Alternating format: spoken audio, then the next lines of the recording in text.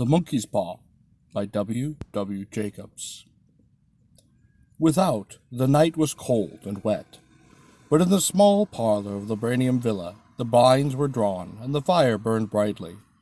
Father and son were at chess, the former, who possessed ideas about the game involving radical changes, putting his king into such sharp and unnecessary perils that it even provoked comment from the white-haired old lady knitting placidly by the fire. "Hark at the wind," said Mr. White, who, having seen a fatal mistake after it was too late, was amiably desirous of preventing his son from seeing it. "I'm listening," said the latter, grimly surveying the board as he stretched out his hand. "Check." "I should hardly think that he'd come tonight," said his father, with his hand poised over the board. "Mate," replied the son. "That's the worst of living so far out," bawled Mr. White, with sudden and unlooked-for violence. "Of all the beastly, slushy, out-of-the-way places to live in, this is the worst. Pathway's a bog, the road's a torrent, and I don't know what people are thinking about. I suppose because only 2 houses in the road are let, they think it doesn't matter." "Never mind, dear," said his wife soothingly. "Perhaps you'll win the next one." Mr. White looked up sharply, just in time to intercept a knowing glance between mother and son. The words died away on his lips, and he hid a guilty grin in his thin gray beard. The old man rose with hospitable haste, and, opening the door when the gate banged too loudly and heavy footsteps came in. He was heard condoling the new rival, and the new rival also condoled with himself, so that Mrs. White said tut-tut, and coughed gently as her husband entered the room, followed by a tall, burly man, beardy of eye, and rubicund of visage. "Sergeant Major Morris," he said, introducing him. The sergeant major shook hands, and, taking the proffered seat by the fire, watched contentedly while his host got out whiskey in tumblers, and stood a small copper kettle on the fire. At the 3rd glass his eyes got brighter, and he began to talk, the little family circle regarding with eager interests this visitor from distant parts, as he squared his broad shoulders in the chair and spoke of wild scenes and doughty deeds, of wars and plagues and strange peoples. 21 years of it," said Mr. White, nodding at his wife and son. "When he went away, he was a slip of a youth in the warehouse. Now look at him." "He doesn't look to have taken much harm," said Miss White politely. "I'd like to go to India myself," said the old man, "just to look around a bit, you know." Better where you are," said the sergeant major, shaking his head. He put down the empty glass and, sighing softly, shook it again. "I should like to see those old temples and fakirs and jugglers," said the old man. "What was it that you started telling me the other day about a monkey's paw or something, Morris?" "Nothing," said the soldier hastily. "Leastways, nothing worth hearing." "Monkey's paw?" said Miss White curiously. "It's just a bit of what you might call magic, perhaps," said the sergeant major offhandedly. His 3 listeners leaned forward eagerly. The visitor absent-mindedly put his empty glass to his lips, and then set it down again. His host filled it for him. "To look at," said the sergeant major, fumbling in his pocket. "It's just an ordinary little paw, dried to a mummy." He took something out of his pocket and proffered it. Miss White drew back with a grimace, but her son, taking it, examined it curiously. "And what is there special about it?" inquired Mr. White, as he took it from his son, and having examined it, placed it upon the table. "It had put a spell on it by an old fakir," said the sergeant major. "A very holy man. He wanted to show that fate ruled people's lives, and that those who interfered with it did so to their sorrow. He put a spell on it so that the 3 separate men could each have 3 wishes from it." His manner was so impressive that his hearers were conscious that the light laughter jarred somewhat. "Well, why don't you have 3, sir?" said Hubert White clearly. The soldier regarded him in the way that middle age is wont to regard presumptuous youth. "I have," he said quietly, and his blotchy face whitened. "And did you really have the 3 wishes granted?" asked Mrs. White. "I did," said the sergeant major, and his glass tapped against his strong teeth. "And has anybody else wished?" persisted the old lady. "The first man had his 3 wishes, yes," was the reply. "I don't know what the first 2 were, but the 3rd was for death. That's how I got the paw." His tones were so grave that a hush fell upon the group. "If you've had your 3 wishes, it's no good to you now then, Morris," said the old man at last. "Why do you keep it for?" The soldier shook his head. Fancy, I suppose," he said slowly. "I did say I have some idea of selling it, but I don't think it will. It's caused enough mischief already. Besides, people won't buy. They think it's just a fairy tale. And some of them, and those who do think anything of it, want to try it first, and then pay me afterward." "If you could have another 3 wishes," said the old man, eyeing him, "would you have them?" "I don't know," said the other. "I don't know." He took the paw, and dangling it between his forefinger and thumb, suddenly threw it upon the fire. White, with a slight cry, stooped down and snatched it off. "Better let it burn," said the soldier solemnly. "If you don't want it, Morris," said the other, "give it to me." "I won't," said his friend doggedly. "I threw it on the fire. If you keep it, don't blame me for what happens. Pitch it on the fire, again, like a sensible man." The other shook his head and examined his new possession clearly. "How do you do it?" he inquired. "You hold it up in your right hand and wish aloud," said the sergeant major. "But I warn you of consequences." "Sounds like the Arabian Nights," said Mrs. White, as she rose and began to set the supper. "Don't you think you might wish for 4 pairs of hands for me?" Her husband drew the talisman from his pocket, and then all 3 burst into laughter as the sergeant major, with a look of alarm on his face, caught him by the arm. "If you must wish," he said gruffly, "wish for something sensible." Mr. White dropped it back in his pocket, and, placing chairs, motioned his friend to the table. In the business of supper the talisman was partially forgotten, and afterward the 3 sat listening in an enthralled fashion to a second installment of the soldier's adventures in India. "If the tale about the monkey's paw is not more truthful than those he has been telling us," said Herbert, as the door closed behind the guests, just in time for him to catch the last train, "we shan't make much out of it." "Did you give him anything for it, father?" inquired Miss White, regarding her husband closely. "A trifle," said he, coloring slightly. "He didn't want it, but I made him take it, and he pressed me again to throw it away." "Likely," said Herbert with pretended horror. "Why, we're going to be rich, and famous, and happy. Wish to be an emperor, father, to begin with. Then you can't be henpecked." He darted around the table, pursued by the maligned Miss White, armed with an antimacass. Mr. White took the paw from his pocket and eyed it dubiously. "I don't know what to wish for, and actually that's a fact," he said very slowly. "Seems to me I've actually got all that I want." "Well, if you only cleared the house, you'd be quite happy, wouldn't you?" said Herbert, with his hand on his shoulder. "Well, wish for 200 pounds, then. That'll just do it." His father, smiling shamefacedly at his own credulity, held up the talisman, as his son, with a solemn face, somewhat marred by a wink at his mother, sat down at the piano and struck a few very impressive chords. "I wish for 200 pounds, said the old man distinctly. A fine crash from the piano greeted the words, interrupted by a shuddering cry from the old man. Wife and son ran toward him. "It moved," he cried, with a glance of disgust at the objects as they lay on the floor. "As I wish, it twisted in my hand like a snake." "Well, I don't see the money," said his son as he picked it up and placed it on the table. "And I actually bet I never shall." "It must have been your fancy, father," said his wife, regarding him anxiously. He shook his head. "Never mind, no. There's no harm done. But it gave me a shock all the same." They sat down by the fire again while the 2 men finished their pipes. Outside, the wind was higher than ever, and the old man started nervously at the sound of a door banging upstairs. A silence unusual and depressing settled upon all 3, which lasted until the old couple rose to retire for the night. "I expect you'll find the cash tied up in a big bag in the middle of your bed," said Herbert, as he bade them good night, "and something horrible squatting up on top of the wardrobe, watching you as you pocket your ill-gotten gains." He sat alone in the darkness, gazing at the dying fire, and seeing faces in it. The last face was so horrible and so simian that he gazed at it in amazement. It was so vivid that with a little uneasy laugh, he felt on the table for a glass containing a little water to throw over it. His hand grasped the monkey's paw, and with a little shiver, he wiped his hand on his coat and went up to bed. In the brightness of the wintry sun next morning, as it steamed over the breakfast table, he laughed at his fears.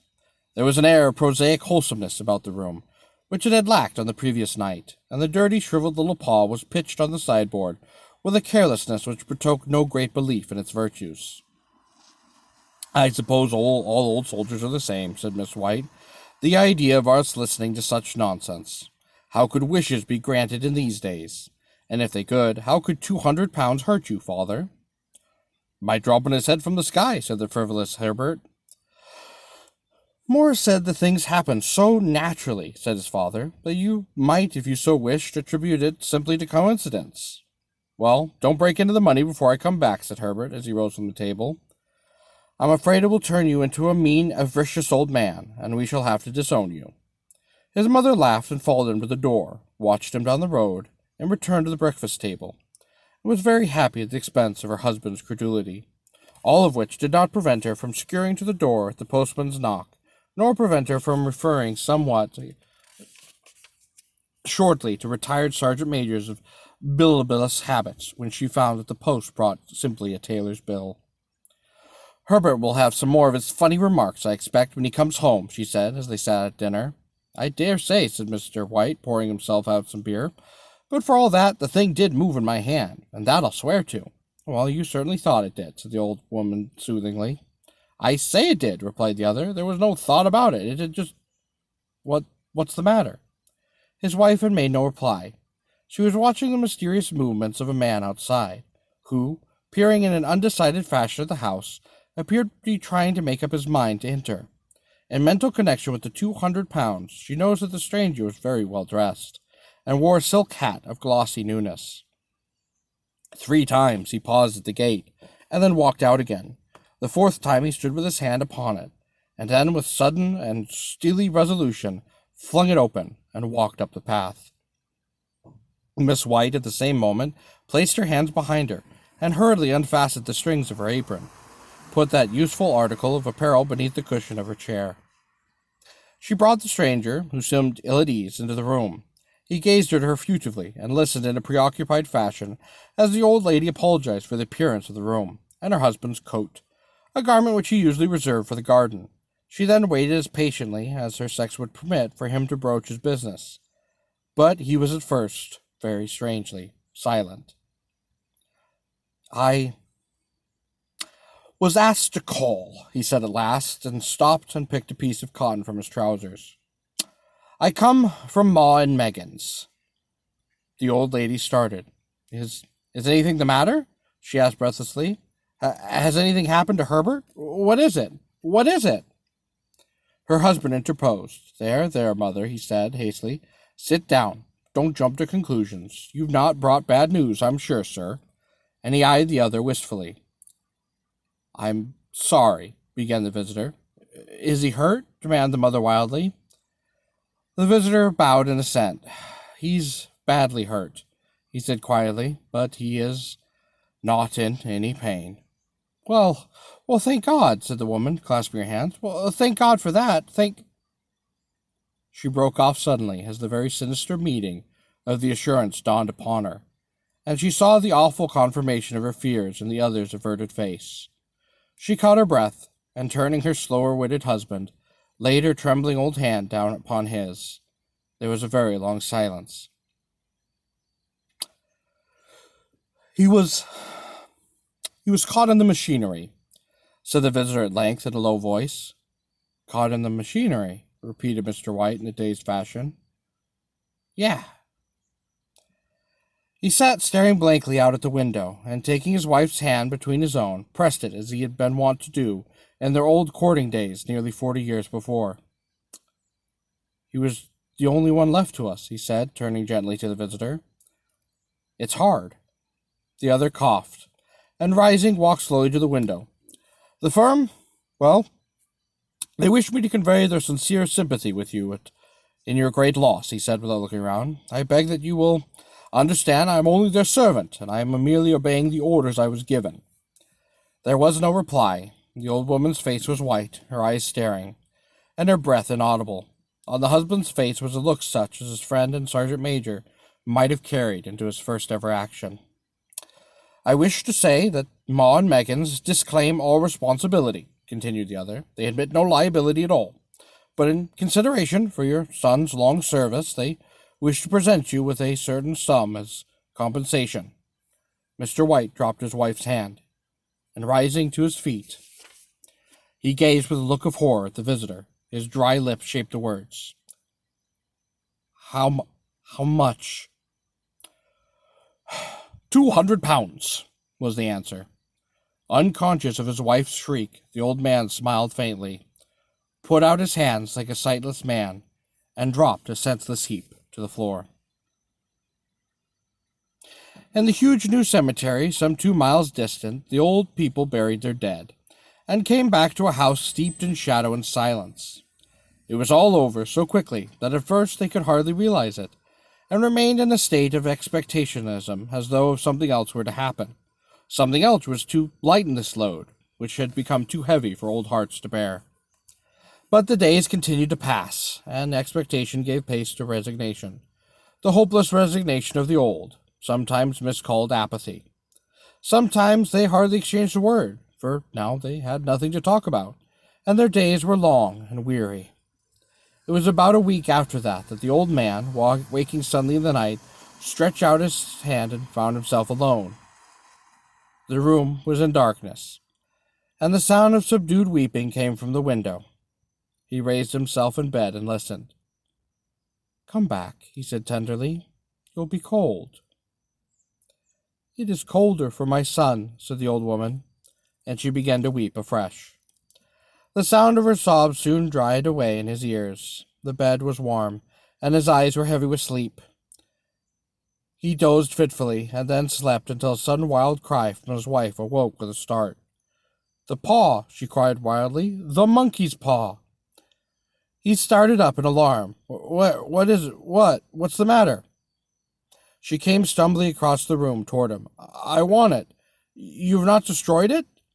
"It's in the parlor, on the bracket," he replied. "Why?" She cried and laughed together, and bending over, kissed his cheek. "I only just thought of it," she said hysterically. "Why didn't I think of it before? Why didn't you think of it?" "Think of what?" he questioned. "The other 2 wishes," she replied rapidly. "We've only had one." "Was not that enough?" he demanded fiercely. "No," she cried triumphantly. "We'll have one more. Go down and get it quickly, and wish our boy alive again." The man sat up in bed and flung the bedclothes from his quaking limbs. "Good God, you're mad!" he cried aghast. "Get it," she panted. "Get it quickly and wish. Oh, my boy, my boy." Her husband struck a match and lit the candle. "Get back to bed," he said insanely.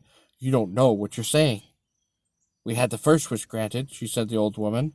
"Why not the second?" A coincidence," stammered the old woman. "Go and get it and wish," cried his wife, quivering with excitement. The old man turned and regarded her, and his voice shook. "He has been dead 10 days. And besides, I would not tell you else, but I could only recognize him by his clothing." "If he was too terrible for you to see then, how now?" "Bring him back," cried the old woman, and dragged him toward the door.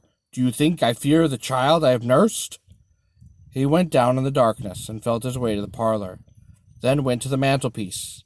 The talisman was still in its place, and a horrible fear that the unspoken wish might bring his mutilated son before him ere he could escape from the room seized upon him, and he caught his breath as he found that he had lost the direction of the door. His brow cold and sweaty, he felt his way around the table, and groped along the wall until he found himself in the small passage with the unwholesome thing in his hand.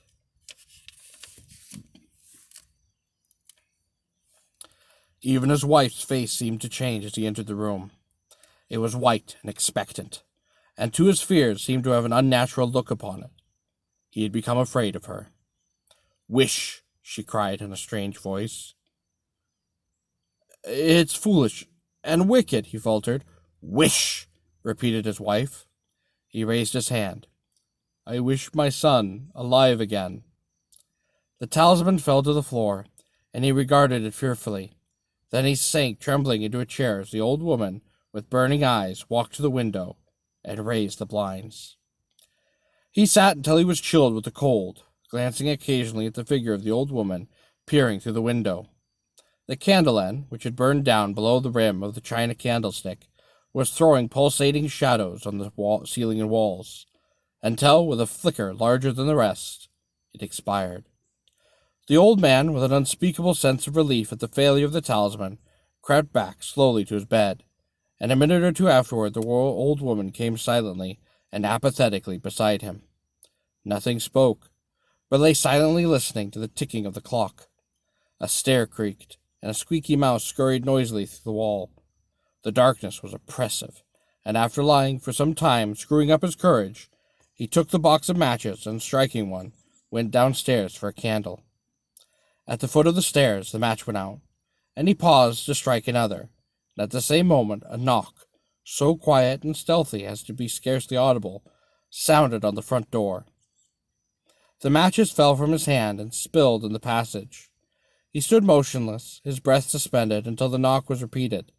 Then he turned and fled swiftly back to his room, and closed the door behind him. A third knock sounded through the house. "What's that?" cried the old woman, starting up. "A rat," said the old man, shaking tones. "A rat. It passed me on the stairs." His wife sat up in bed, listening, and a loud knock resounded through the house. "It's Herbert," she screamed. "It's Herbert!" She ran to the door, but her husband was before her, and, catching her by the arm, held her tightly. "What are you going to do?" he whispered hoarsely. "It's my boy. It's Herbert," she cried, struggling mechanically. "I forgot it was 2 miles away. What were you holding me for? Let me go. I must open the door." "For God's sake, don't let it in," cried the old man, trembling. "You're afraid of your own son," she cried, struggling. "Let me go, Herbert. I'm coming, Herbert." There was another knock, and another, and the old woman, with a sudden wrench, broke free and ran from the room. Her husband followed to the landing, and called after her appealingly as she hurried downstairs. He heard the chain rattle back, and the bottom bolt drawn slowly and stiffly from the socket. Then the old woman's voice, straining and panting. "The bolt," she cried loudly. "Come down. I can't reach it." But her husband was on his hands and knees, groping wildly on the floor in search of the paw. If he could only find it before the thing outside got in. A perfect fusillade of knocks reverberated through the house, and he heard the scraping of a chair as his wife put it down on the passage against the door. He heard the creaking of the bolt as it came slowly back, and at the same moment he found the monkey's paw, and frantically breathed his third and last wish. The knocking ceased suddenly, although the echoes of it were still in the house. He heard the chair drawn back, and the door open. A cold wind rushed up the staircase, and a long, loud wail of disappointment and misery from his wife gave him courage to run down to her side. And there, to the gate beyond, the street lamp flickering opposite shone on a quiet and deserted road.